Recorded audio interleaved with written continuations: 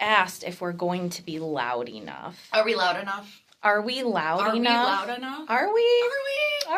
I think we are. I think so. All right. Welcome to the Elite Life Podcast with your hosts, Trisha and Kylie. Here, we guide you on a journey of personal and professional transformation, revealing the secrets to success. Whether you're a seasoned pro or just starting out, join us as we unlock the doors to the elite world of growth, grit, and grace. So, let's dive in. Welcome, friends, to another episode of the Elite Life Podcast. We are so excited you are here with us today. I'm Trish. I'm Kylie, and as you can see, we're trying out something new today. Something new. Let's see how it goes. It's going to be amazing. Yes, it's going to be great. So today we are talking about going with the flow and how to stop fighting the current of the current season. Isn't that timely? So timely. I actually wrote this episode. This one was for me because we came back from Rome and I was in like a really, do you remember that? I was like in a really weird emotional and mental state, and I jumped right in. Well, let me back up a little bit. So we are going to break down some things, and yeah, it does start with Rome.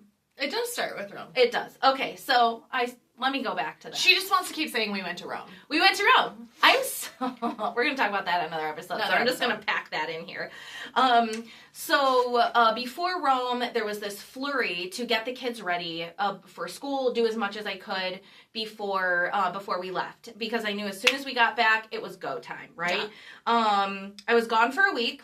I come back from Rome to my husband doing exactly what I asked him to do, which was keep the kids alive and don't burn the house down. Well, and you decided to add to the chaos. Willingly. I willingly did. Because Kylie likes to do that. What? She does. Let's have more babies, get more puppies. Shh. Listen, okay. So I get back from Rome, I walk in the house at 3 a.m. on Wednesday, and the first thing I do is I step on a sopping wet rug, and then I go into the bathroom to change into my nightie because everybody's sleeping, and I walk into my bathroom unknowingly. It looks like an alchemy lab.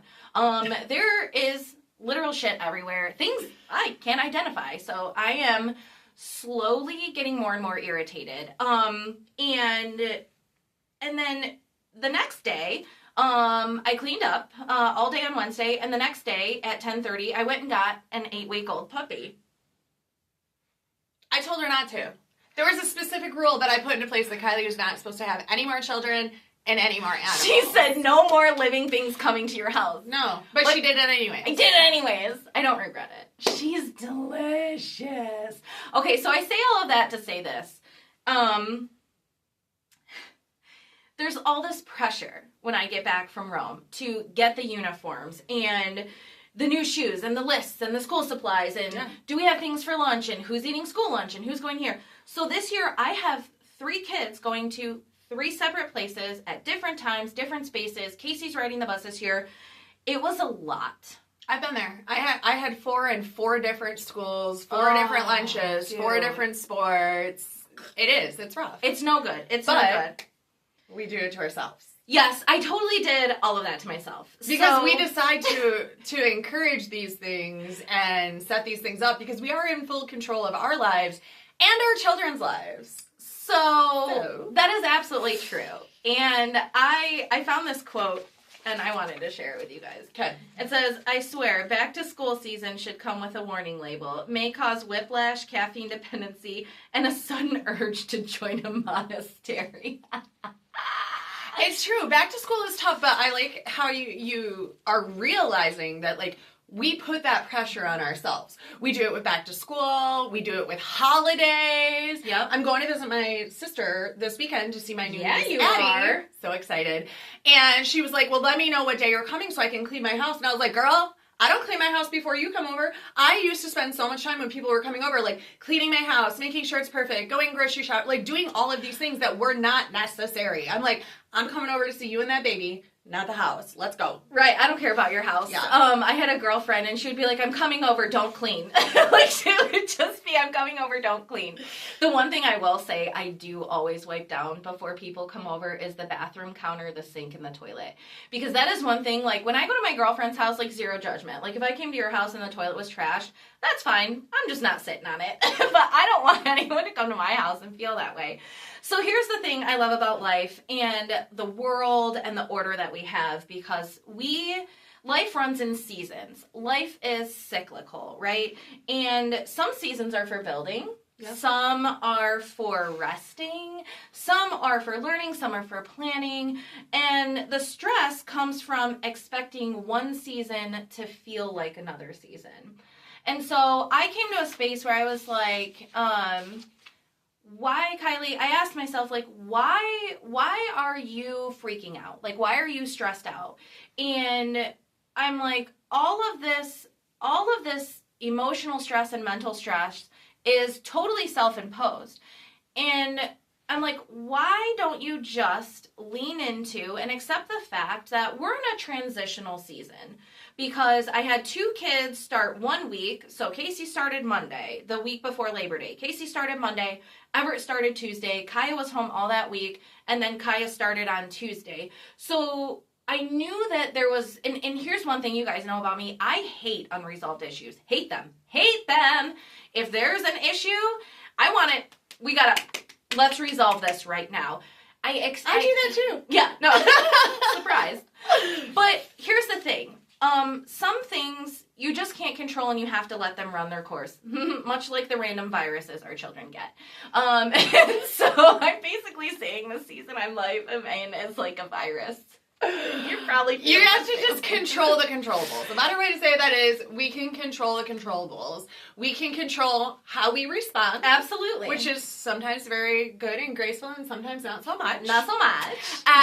Straight to jail. Straight to jail. Who looks good in a jumpsuit? I don't know. Not me. Orange is not my color, y'all. But I like how you are leaning into it, because when you try to fight it, that is where the friction comes. That is where the chaos comes, and people can feel that because you decided in your head, this is going to look one way, and then it looks a whole different way. It does, and that's what I had to do. I had to accept that we're in a transitional, we've got a new schedule, we've got new places, new friends, new rules. Casey got a Chromebook from school.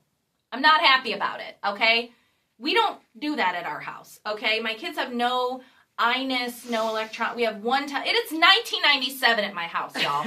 Okay? And so this was a new thing. So Casey's learning the new rules, right? Mm-hmm. And my expectations of her behavior with this stupid frickin' thing that the school gave. So what I did was I set my expectations accordingly. I knew that with new schedules, we're going to run late. I knew that people are going to forget things. So let's talk about first why we come to this place. Like, so I come back to why. Why do I do this to myself? Why, when things are copacetic, things are fine, why do I push myself into this feeling of stress? Because let me just explain this. I put this in our school group for the She Built That group because we had an amazing conversation, and it really got my brain thinking about my actual behavior and being self-aware. Surprise, I'm not good at that.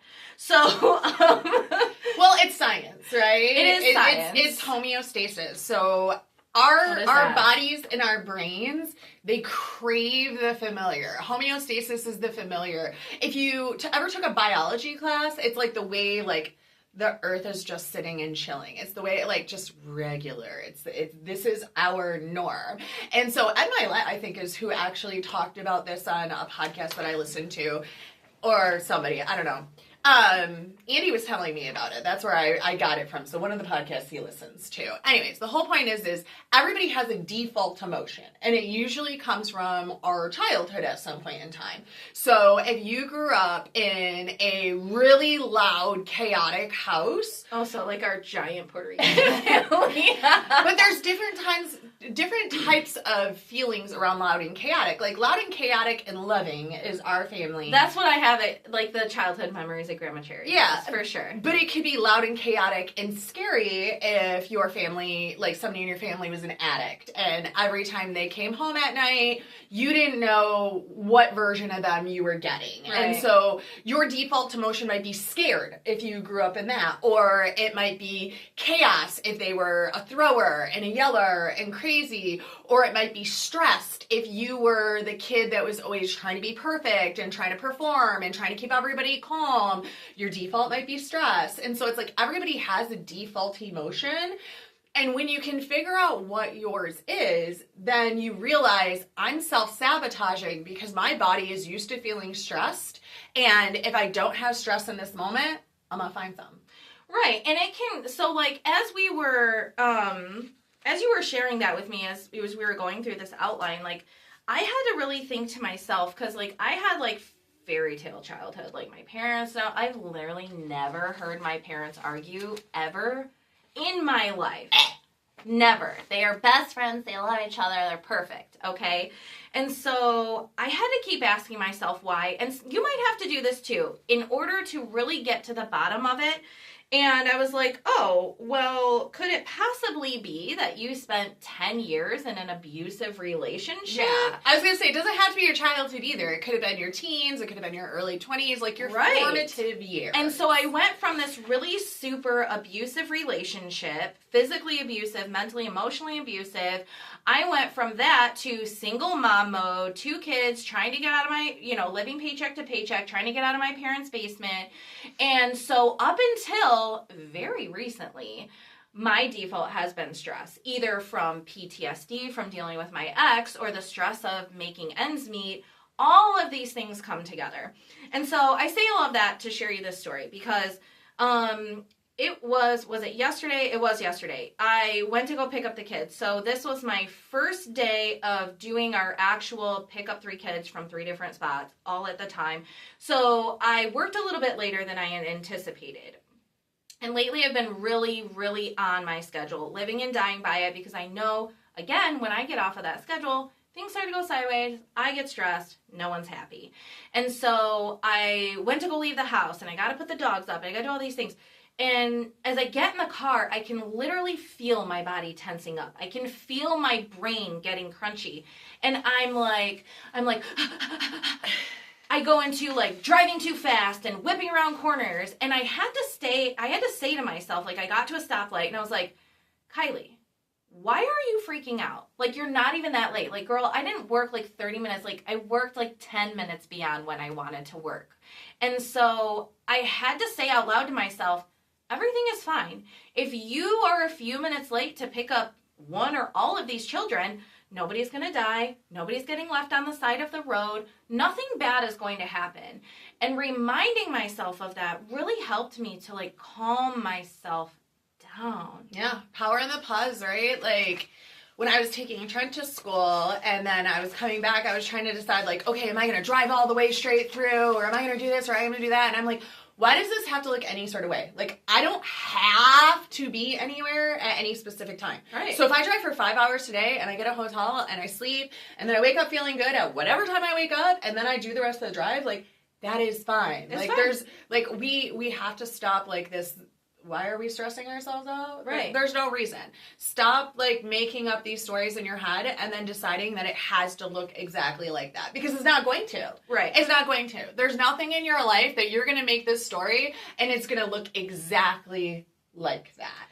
Yeah, and the other thing is just because something doesn't turn out exactly the way you want it to, different isn't always bad. We have a lot of fear around the unknown and things that are different, right? We just kind of talked about that, and we've talked about that in past episodes. And so just a little reminder for whoever needs to hear it, like, just because it's different doesn't mean it's bad. And so that's a good segue into our next section, where I really want to share with you guys some of the tips and tools and things that I put in place to help us traverse this transitional phase and help us turn this transitional phase into new habits and new good rituals and schedules. So that's the first thing I did was I had a meeting. We had a family meeting. All right.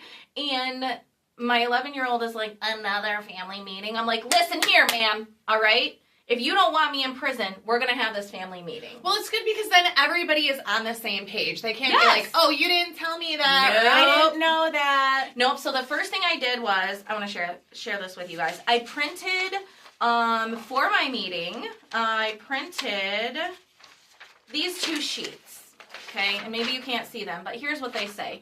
One says privileges. I define what a privilege is to my children and the rest of my family and myself, okay? That's important because people are entitled, and it runs into our children, and children think that they are entitled to but things all like kinds privacy. of things. Things like privacy. Things like privacy, y'all. Currently, one of my daughters doesn't have a door handle, and the other one doesn't have a door. So that's the first thing on my list. Is privacy. Doors and door handles, okay? Those are a privilege. You don't follow the rules and you keep locking your door, I'm going to take your door handle off. You want to slam your door every time you go in your room after I've asked you many times not to slam your door because it's rude and disrespectful? I'm just going to take it off. We're confiscating things in my house, too. It's fine. It's fine. It's fine. Entertainment. Phones, TV, Xbox, friends, playing outside, treats, having fun things go into your into your diet. And then I have responsibilities. So here's what these 2 things accomplish. You might think it's dumb that I have these. Here's what these 2 things accomplish. I think it's amazing because it lays out very clearly your expectations and what they need to do to get what they want. And that's part of life, guys. You have to do things to get what you want. You have to teach your kids how to be good, rounded citizens. And so responsibilities. And to work for what they're supposed to have. And here's the thing. I have an 11-year-old, a 9-year-old, and a 4-year-old. These 4 responsibilities apply to every single one of my children. They have obedience, they have chores, they have schoolwork, and they have hygiene. That's it. That's literally it, okay? So I had a meeting. I said, hey, everybody, here's what these are. These are the things you're responsible for. No, it says right here, no responsibilities, no privileges. And that's the end of it. It's very cut and dry. We're not having conversations. We're not arguing about things, all right? So the other tool I want to share with you to keep I like you guys also from how, arguing. before you start talking about that, she started saying, like, I say out loud. That's been really helpful to me. Like, I'm not in a hurry. I don't need to do this. Yeah. Like, reminding yourself out loud, like, I don't do stress. I don't do overwhelm. I don't do chaos. I've been doing that a lot, like telling myself out loud and taking a walk to like change where I am at. And it's super, super helpful. Oh yeah, there are times where like if I'm working from home, I'll get up to make a sandwich, and then when I'm done with my sandwich, I'll start folding the laundry, and then I will stop in the middle and be like, I don't need to do this right now. And I will go back to doing the things that need to be done while the kids aren't underneath me. You know, which brings me to this right here. Oh, I didn't print the schedule. We have a schedule as well. So I printed a schedule and I put it on the fridge. So the schedule says everything that we're doing and I didn't like jam up every single second of the day, but like when my kids wake up, if they're screwing around, I can say, look at the schedule. This is what you're doing. Look at the schedule. This is what you're doing. So again, there's no arguing about, oh, well, I'm playing the Xbox right now. No, you're not, because that's not what the schedule says. And it's not just things that I expect my kids and husband. I'm doing the things, too. Yeah, I like how you said on the call the other day, too, that you have a checklist for what a clean room looks like. Because how many times, if you have children, have you walked in the room and they've been like, it's clean? And it looks like a episode of Hoarders. Yeah. So clean is a relative term. But if you have a checklist, you must do these 5 things. Then you're not arguing. Nope, these 2 things are not done. It's the difference between clean, which is subjective, and done. Right. Perfect. Yes. Good so point. this is my daughter's bat doc. So you guys have heard us talk about business activity trackers. I guess I could have called it a cat doc because it's a chore activity tracker, or a hat doc. I like calling it her business so it feels less daunting than this is her business, right? Yeah. And so she's responsible for cleaning the bathroom, clearing the table before and after dinner, doing her homework and reading, tidying her bedroom, helping me with dog poop because they can't see. They literally can't see shit. and making her lunch.